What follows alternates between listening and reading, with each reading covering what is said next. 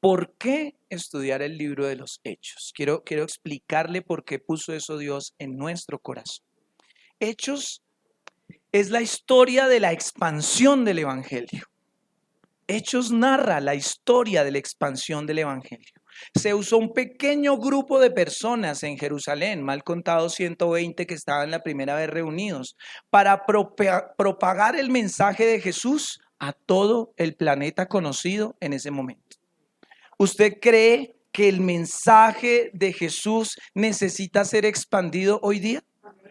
Entonces, así como en ese momento era prioritario expandir el mensaje de Jesús, en este momento es igual prioritario expandir el mensaje del Señor. Número 2, de por qué estamos estudiando Hechos. Hechos cuenta cómo Jesús, que fue desechado por los líderes de su época, se vino a convertir en la piedra angular de la teología de ese momento. Es decir, Jesús, ¿cuál Jesús? ¿El carpintero? ¿El hijo de José? ¡Ja! Lo desecharon, de hecho lo colgaron, lo hicieron maldición, porque usted sabe que la Biblia dice maldito el que es colgado en una cruz. El desechado fue puesto por el Señor como pilar, como piedra angular de la teología cristiana en ese momento. ¿Le parece a usted que en este momento Jesús, sus mensajeros son desechados en algunas oportunidades? Le pregunto. Algunas personas desechan, critican, se burlan, cuestionan el Evangelio, a Jesús mismo, series de Netflix, películas, se burlan de Jesús. ¿Aló? No me estoy haciendo entender. Hoy en día hay una campaña satánica por desprestigiar su obra y su iglesia y sobre todo sus mensajeros. ¿Ahora sí es claro? Es decir, que así como en el libro de los Hechos, hoy día también es necesario que Jesús sea posicionado como la piedra angular de las familias. Gracias, mi amor. Número 3, de por qué estudiamos Hechos. Hechos describe las historias del Espíritu Santo. Algunos dicen que se debería llamar al Evangelio de Hechos, al libro de Hechos, Evangelio del Espíritu Santo. Hay algunos otros escritores, estudiosos, que dicen que se debería llamar Hechos del Espíritu Santo. De hecho, cabe un paréntesis. Cuando Lucas el médico, el que escribió el Evangelio, escribió Hechos, él no le puso título. No puso Hechos de los Apóstoles. Él fue un cronista, un periodista que puso a contar la historia. Ese título fue puesto después. Actualmente necesitamos que hayan hechos del Espíritu Santo. ¿Me sigue? Que hayan hechos, que en los hospitales hayan hechos del Espíritu Santo. Que en las familias hayan hechos donde no se puede negar que el Espíritu Santo obre, se manifieste. Finalmente, de los argumentos o de la respuesta de por qué es necesario estudiar el libro de los Hechos, Hechos narra el nacimiento y desarrollo de un modelo, escúchese bien, de un modelo socioespiritual desconocido hasta ese momento llamado iglesia. Nadie en el momento, en el planeta Tierra, sabía que era la iglesia. La iglesia era un misterio para ese momento. ¿Estoy hablando claro? Es decir, la gente iba al templo, pero la figura de iglesia, la figura de compañerismo, de compartir, de coinonía, de lo tuyo es mío, lo mío es tuyo, eso no estaba estipulado. ¿Aló? Entonces le pregunto, hoy por hoy la iglesia es mal entendida, no solo por los no creyentes, sino incluso por los mismos asistentes. Hay personas que creen que la iglesia solamente es el lugar donde se le da al mercado. De hecho, con respeto lo digo, pero así lo hemos visto. Hay personas que solo vienen a la iglesia el primer domingo de cada mes. A este lugar, porque en este lugar recogemos mercado y bendecimos a familias. ¿Sabía que hay personas que se han acostumbrado solamente a venir el primer domingo para que sean tenidos en cuenta en la entrega de los mercados? Sí, imagínense, todos me abren los ojos. Y así hay muchas personas que interpretan el diseño original de lo que es la iglesia. Por eso es que queremos en el mes de junio estudiar lo que es Hechos. ¿Le parece relevante, importante, significativo? Muy bien. Algunos datos de Hechos. Fue escrito por Lucas 62 años después de que nació Cristo. Es decir, recuerda que la historia se partió antes de Cristo y después de Cristo, ¿verdad? Pura cultura general, primero, segundo, cuarto de primaria. Que es la historia de nuestro calendario romano actual se empieza a contar a partir del que nace Jesús, de la Navidad. ¿Se acuerda? Jesús muere a los 33 años. Hechos dice que duró 40 días más y en el año 62 más o menos es que se recopiló como tal Hechos. Solamente son datos históricos. ¿Han escuchado el concepto iglesia primitiva? No son carnícolas yendo a la iglesia con pandereta, ¿no? Porque no faltará el que dice iglesia primitivo, pensará en no, nada que ver. La iglesia primitiva es la historia de los 3 primeros siglos de la iglesia cristiana, de los seguidores de Cristo Jesús. Es decir, al decir, vamos a estudiar cómo era la iglesia primitiva, es la iglesia que tan pronto se fue Jesús, empezó a formarse y durante 300 años, cuando se habla de iglesia primitiva, se está hablando de los primeros 300 años de la iglesia. Los primeros cristianos fueron perseguidos debido a que se negaron a honrar a otros dioses o adorar al emperador. ¿Por qué empezaron a perseguir? Pablo era un perseguidor de la iglesia. Mataba a cristianos en el nombre de Dios. ¿Se acuerdan de eso? ¿Saben por qué el movimiento cristiano fue tan perseguido, tan atacado? Porque se empezaron a negar las personas a adorar a otros dioses. Entonces eso vino a trascender, a cambiar el modelo político, social y sobre todo religioso. Porque usted sabe, por ejemplo, Pablo un día visita Atenas y ve una cantidad de esculturas y le tenían incluso una al Dios no conocido, o sea que eran politeístas, adoraban muchas cosas. El fundamento de la iglesia es que solo hay un único Dios verdadero y por eso empezaron a perseguir a la gente, porque eso les cortaba también los ingresos a la iglesia o a la estructura religiosa del momento. La razón principal era una comunidad, la iglesia naciente era una comunidad de contracultura, que era ofensiva para las prácticas religiosas, pero a la vez era atractiva para muchos. Me explico. Era ofensivo y escandaloso. Ofensivo para los religiosos como Jesús, pero era atrayente para las personas que todavía sentían un vacío porque la religión del momento no les daba tranquilidad, paz, igualito a como está pasando hoy día. Muchas personas llevan años en la iglesia, aún dentro de las iglesias cristianas, pero si no tienen una relación, pueden estar vacíos como tal. Generó la iglesia naciente una identidad escritural única, independiente de raza y clase social, pues ante Dios el mensaje era que todos eran iguales y en lugar de la religión que ellos heredaban. Me explico nuevamente. Los esclavos, porque todavía había esclavitud en ese momento, las mujeres, los hombres y los niños eran vistos como iguales en la iglesia.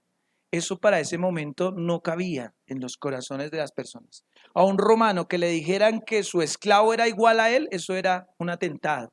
En otro pasaje, por allá en otro capítulo, Pablo habla por un esclavo que se llamaba Onésimo y le dice al jefe, al dueño, al amo, le dice, trátelo como si fuera mi hijo, como si fuera un enviado mío. Lo que quiero decir es que la iglesia empezó a ver a todos por igual y eso también desestructuró lo que venían creyendo ellos. Conclusión de esa.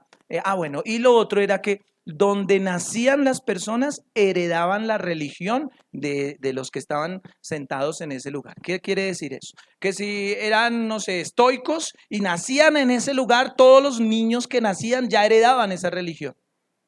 Y la religión los dejaba vacíos, como estamos hablando. Lo que le estoy diciendo, algunos dirán, ¿y todo esto para qué?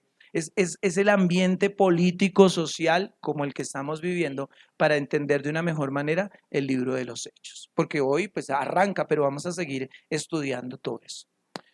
Conclusión de esta parte de los datos de Hechos. ¿Por qué alguien se convertiría en cristiano si eran perseguidos e incluso ejecutados? En otras palabras, en mis palabras, no era negocio ser cristiano. No era atractivo ser cristiano porque lo perseguían, le podían quitar las propiedades. ¿Por qué alguien, por qué 8.000 personas decidieron, sí, yo quiero seguir a Cristo, sabiendo todo lo que eso implicaba, sabiendo todo lo que eso representaba? ¿Qué hacía tan diferente y atractiva a la comunidad cristiana para que otras personas empezaran a sumarse? De hecho, Hechos dice que se sumaban los que habían de ser salvos, que se sumaban, que solitos, que ellos iban llegando.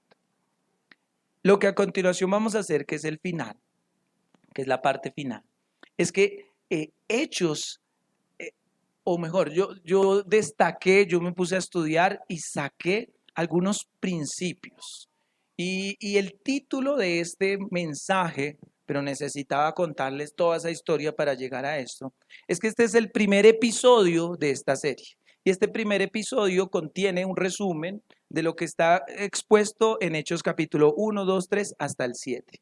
Entonces, título, episodio 1, que va del capítulo 1 al 7 y se llama Hechos de Principios, así se llama esto. Porque el libro de los Hechos establece algunos principios, hay muchos más, pero yo le traje 3 principios importantes que responden a esa pregunta: ¿por qué la gente se sumaba? ¿Por qué la gente llenaba? Más allá del simple hecho de que estaban vacíos en su corazón, como ya lo hablamos. Bien, Hechos de Principios. Un principio, por definición, es el primer momento o el punto de partida. El primer momento o punto de partida, eso es un principio. La Biblia, la religión, no, mejor, la relación con Dios se basa en principios. Hoy vamos a ver algunos principios que se destacan en el libro de los Hechos. Primer principio es el principio de ser testigo. Primer principio es el principio de ser testigo. ¿Qué significa? Vaya conmigo rápidamente, solo vamos a caminar en el libro de los Hechos. Vayan su Biblia al libro de los Hechos. Después de los Evangelios viene Hechos. Y ubíquese en uno de los más famosos versículos. Hechos capítulo 1, versículo 8. Hechos 1, 8.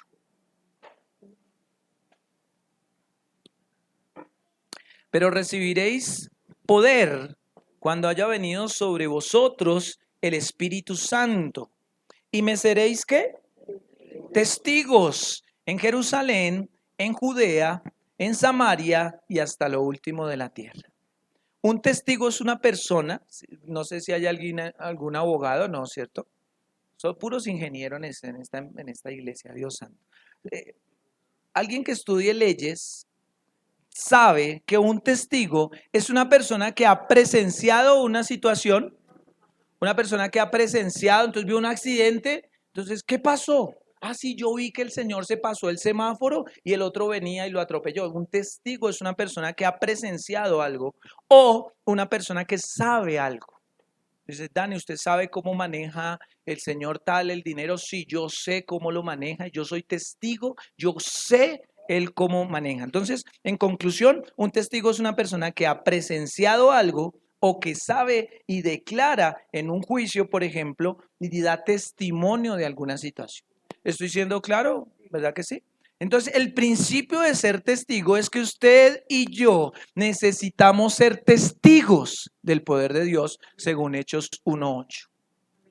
Necesitamos evidenciarlo en nosotros, necesitamos verlo en nuestras familias. Si yo estoy como perros y gatos en mi casa y eso es una peleadera todo el tiempo, yo necesito como papá, como mamá, como miembro de esa casa, ser testigo del poder de Dios trayendo restauración familiar. Necesito ser testigo. Si yo ando del timbo al tambo, nunca me alcanza, siempre estoy alcanzado, siempre estoy endeudado, siempre estoy en problemas económicos, yo necesito ser testigo de la sobreabundante bendición del Señor. Y no le estoy hablando de Balenciaga, Gucci, Prada, le estoy hablando de poder tener lo suficiente por lo menos. ¿Aló? Señor, yo necesito ser testigo de tu poder. Un día Jesús rápidamente no tenían para pagar el impuesto y Jesús dice, vaya, saquen un pez, sacan un pescado y ahí le abren la boquita y en vez de agallas tenía la moneda. Le dijo, vaya, pague el suyo y vaya, pague el mío. Y pagaron el impuesto de los dos. ¿Me sigue? Necesitamos ser testigos. Hechos es una invitación a ser testigos del poder de Dios. Hechos 4:13. Rápido porque usted está ahí en Hechos. Hechos 4:13 dice, entonces viendo el denuedo, o sea, la habilidad que Pedro y Juan tenían, y sabiendo que eran hombres sin letras y del vulgo, o sea, comunes y corrientes, se maravillaron y les, ¿qué? Reconocían que habían estado con Jesús. Decían, no, estos hablan como Jesús. De hecho, a Pedro eso fue lo que lo delató e hizo que lo negara. Este habla como él. ¿Qué le pasa, mujer? Y él, algunas versiones dicen que él maldijo, que él dijo malas palabras para que digan, uy, no, uno que ande con Jesús no diría eso. ¿Me sigue? El punto es que en Hechos 4:13 dice, y reconocían que habían estado con Jesús. Les pregunto, ¿las personas conocen, identifican, reconocen que tú andas con Jesús? Cuando vas en tu moto, con el casco suelto o con el casco acá en el brazo, por el andén en contravía, la gente dice, uy, reconozco de verdad si andaría Jesús en moto, de verdad. Cuando te pasas la luz en rojo, rápidamente cierras y te acomodas, así conduciría Jesús. Cuando alguien te dice algo y tú le respondes en el grupo de la familia con mayúsculas y en negrilla, porque es que yo no me voy a dejar, ¿así copiaría Jesús al grupo de la familia? Nos reímos, pero muchas veces decimos, así eres tú, pero no nos comportamos como debería ser. Necesitamos ser testigos que la gente diga, no, es que Angie, ella se nota que tiene, la gente, no sé si le ha pasado, la gente dice, es que no sé qué tienes, tú tienes una aura, no saben cómo definirlo. Ay, tú tienes una buena vibra, tienes algo, algo que te rodea. No es otra cosa que el contacto con el maravilloso Espíritu Santo de Dios o con la presencia misma de Jesús en nuestras vidas. ¿Tus hechos evidencian que has estado con Jesús? Hechos 6:3. Voy rápido porque solo es pasar la hoja. Hechos 6:3. Busquen pues, hermanos, de entre ustedes a 7 varones. ¿Cómo deben ser? De buen testimonio, llenos del Espíritu Santo y de sabiduría, a quienes encarguemos de ese trabajo. Si yo hablara con sus jefes, ellos dirían, uy, este muchacho es de buen testimonio, lleno del Espíritu Santo y tiene una sabiduría. Si yo hablara con las mamás o los papás o los esposos o esposas de algunos, dirían, no, mi esposo es lleno del Espíritu Santo, lleno de sabiduría, lleno de testimonio. Un testigo se reconoce por 3 prendas. Así como un paisa, les cuento a los hermanos de Venezuela, usted reconoce a un paisa no solo por el hablado, pues, pero si un paisa está callado, un paisa, tiene sombrero, carriel y hasta machete. ¿Cierto que sí? Entonces, ¿cómo reconoce usted a un testigo? No de Jehová, aunque pudiendo usar el juego de palabras, sí deberíamos ser testigos de Jehová, aunque en el video pilas. Yo estoy diciendo que necesitamos ser testigos de Dios. ¿Cómo reconoces a un testigo de Dios que tiene buen testimonio, que es lleno del Espíritu Santo y que es sabio, que se destaca por la sabiduría? Esas 3 prendas deben identificar la vida de una persona que es testigo. Número 2, hechos de principios estamos. El número 2, el principio de la oportunidad. Principio de oportunidad. Hechos 2:37. Hechos 2:37. Voy rápido porque si se quedó el jueves puedes ver este mismo mensaje y puedes tomar todas las notas que quieras. Hechos capítulo 2, versículo 37 dice lo siguiente: al oír esto, se compungieron de corazón y dijeron a Pedro y a los otros apóstoles, varones, hermanos, ¿qué haremos? Pedro les dijo, arrepiéntanse y bautícese cada uno de vosotros en el nombre de Jesús para perdón de pecados. Ellos no, ustedes, los que han estudiado esta semana el libro de Hechos, Pedro y Juan no perdían una oportunidad para ir evangelizando, para ir proclamando el nombre del Señor, para ir anunciando, para ir haciendo milagros. Y aquí decían, ¿qué tengo que hacer? Ay, ojalá la gente hiciera fila aquí en Lighthouse a decir, pastor, ¿qué tenemos que hacer para ser buenas familias? No me dice entender. Es difícil que la gente abra su corazón y nos diga, explíqueme qué tengo que hacer.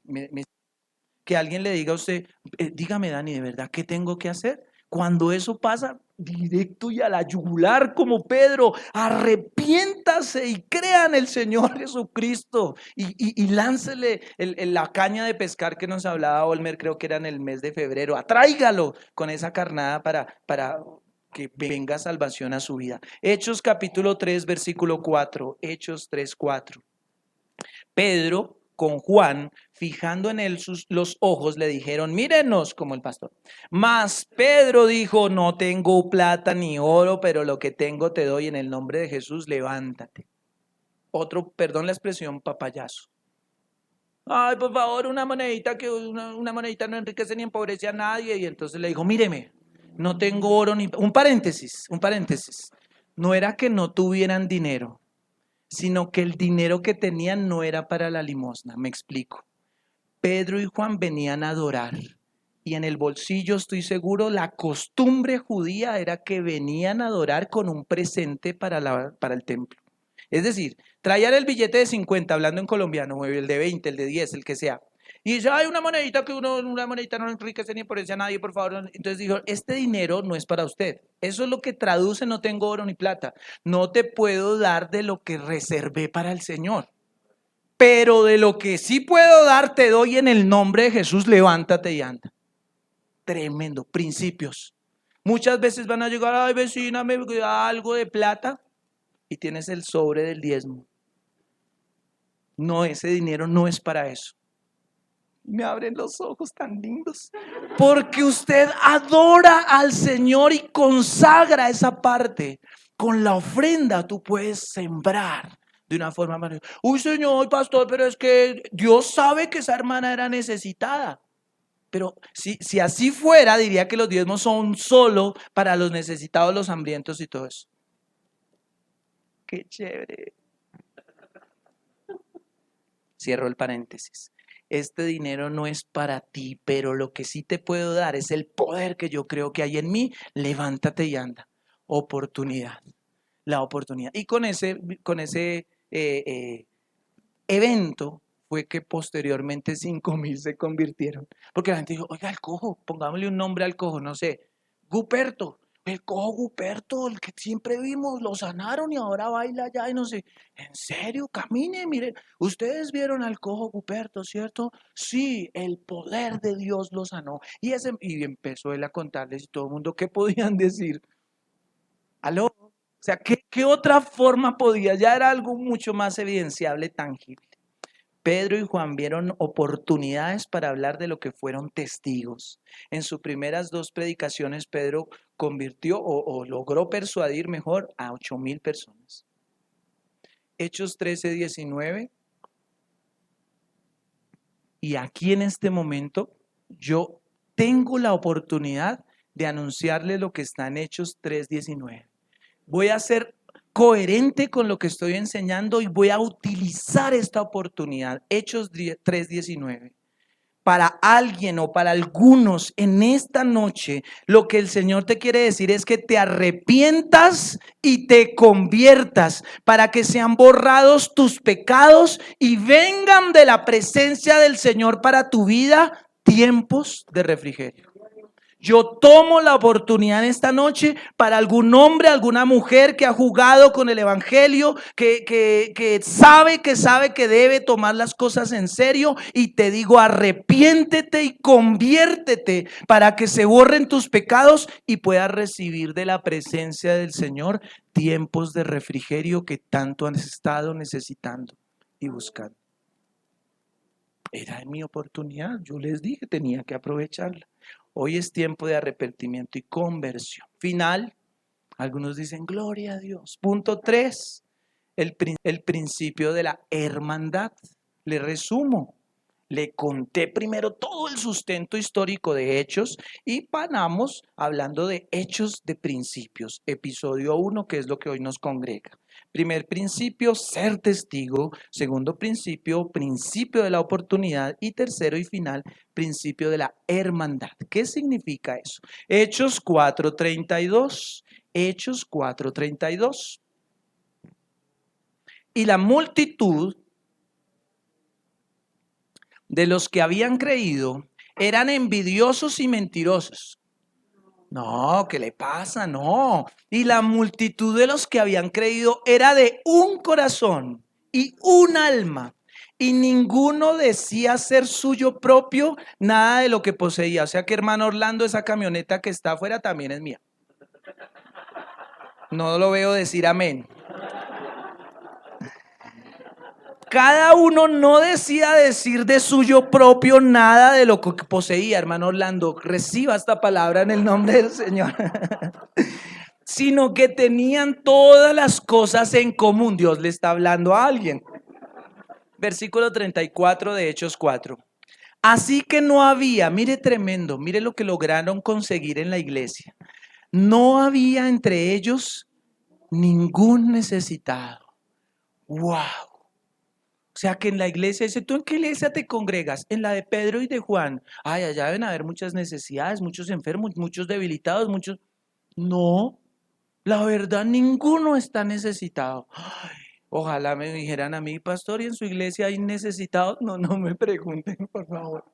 Porque hay mucha necesidad y no lo podemos negar. Pero en este modelo, así que no había entre ellos ningún necesitado, porque todos lo que poseían, heredades o casas, las vendían y traían el precio de lo vendido y lo ponían a los pies de los pastores, no mentiras, de los apóstoles, y se repartía a cada uno según su necesidad. Mire, quiero abrir un paréntesis.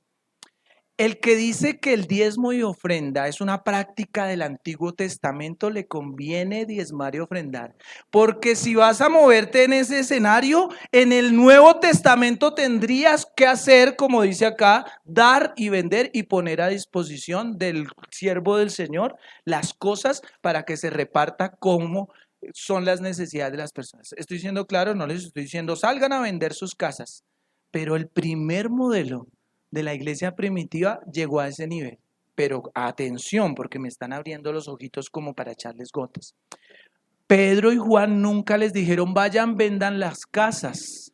La iniciativa de hacer eso fue de las personas. Bernabé, creo que era en el capítulo 4, vendió el terreno, dijo, mire, aquí está el dinero. Hagan con ello como necesiten.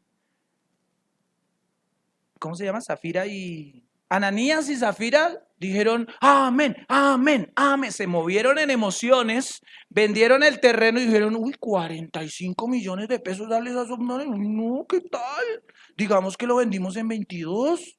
¿Vendieron en 22? Sí, pum, cayeron. Dijo, ¿quién los mandó a mentirle al Espíritu Santo? Yo no les dije que mintieran, yo no les pedí la plata. ¿Me estoy haciendo entender? Creo que sí.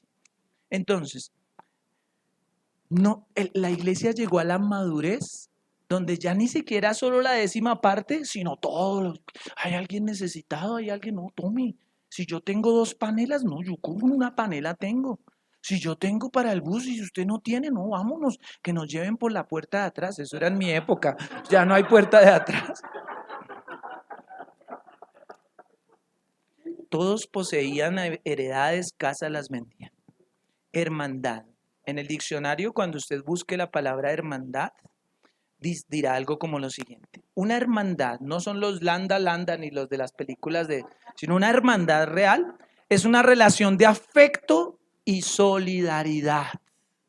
No solo es decir, Angie, te quiero, sino que cuando Angie esté mal, esté con hambre, esté enferma, esté pálida, esté triste, yo también sea solidario con ella. Y no le diga, hermana, hay personas que tienen hambre en la iglesia, pasan dificultades y te falta oración, ¿no? Te falta ayuno. Uy, no, eso debe ser un pecado oculto que tiene por allá, no, arrepiéntase para que vengan de la presencia del Señor, tiempos de refrigerio. Viejo, gástele un almuerzo, dele algo, ¿me sigue? Dice, sí, muéstrame tu fe sin obras y yo te mostraré mi fe por las obras, decía Pablo. Hermandad también tiene que ver con solidaridad. Hermandad y dolor por las necesidades de otras personas. Vemos hoy día, yo creo que no solo en Lighthouse, pero mucha indiferencia respecto del dolor de otras personas. Hay personas que en las oraciones de la madrugada, de los devocionales, colocan necesidades tenaces. Y uno dice, oiga, ¿cómo les ayudamos? ¿Cómo que hacemos? ¿Aló? Pero hay otras personas que, Dios mío, ¿cómo me miran de bonito? No tratemos, miren, hay personas que no traen ofrenda de mercado y sí quieren que les den mercado. No damos y sí queremos que se nos dé. Muchas veces ni el nombre no sabemos de las personas, pero si no nos llaman o nos visitan, no, es que en esa iglesia no hay amor. Pero si usted suena, amén hermanos, ¡bluf! Ya salió, ni empanada gasta. Estoy siendo claro, no estoy diciendo que... Un día vino Yokoi Kenji acá y nos contó que el momento preferido para él, de la iglesia, de su iglesia, cuando va, cuando se congrega, es cuando se termina el culto. ¡Qué pecadores! Es que en ese momento empiezo a familiarizarme con la hermana tal, con el niño, con la empanadita, Entonces recibí la palabra y ahora empiezo a compartirla y la gente empieza... Ustedes, es que yo no me estoy inventando. Ahorita en 10 minutos, con la empanadita y el tintico empezamos a contar y alguno de pronto llorará y contará. ¿No les parece? A veces nos toca apagarles la luz. Por favor, váyanse, que ya tenemos que madrugar mañana. Nosotros llegamos los domingos aquí a las 8 de la mañana, 7:30, porque Pipe es súper, no tenemos que llegar muy, bueno, no sé, y nos vamos a veces a la 1:30 de la tarde esperando porque es rico compartir. Bueno, a mí me gusta. Muchas veces queremos que todos oren por mí, pero no quiero orar por nadie. Envían en el devocional, oren por tal. Bueno, y solo una vez se conectó. Muchas veces queremos que otros hagan lo que nosotros no queremos hacer. Quiero que me visiten, pero yo no visito. Cierro con lo siguiente. Lo voy a leer como lo escribí. Lighthouse es un proyecto socio-espiritual. Me explico.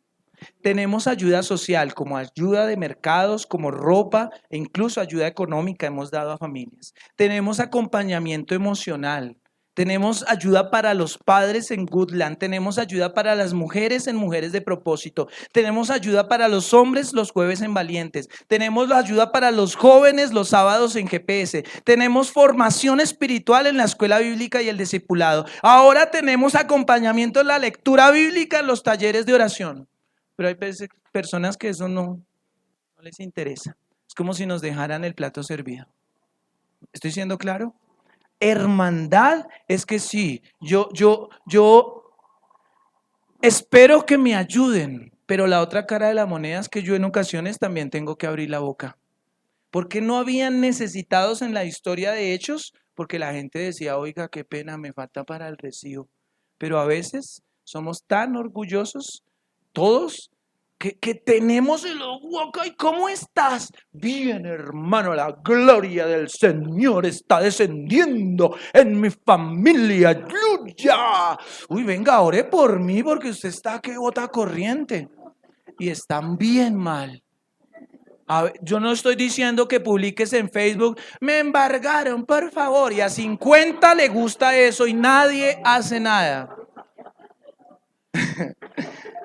Pero sí a personas de criterio, personas que usted sabe que aquí hay buenas personas, donde usted de verdad diga, por favor, necesito que me ayuden. Mire, no es mi costumbre, pero tengo este problema, por favor, ayúdenme. Aló, es tan triste como que tú te estés ahogando y no grites para que te ayude.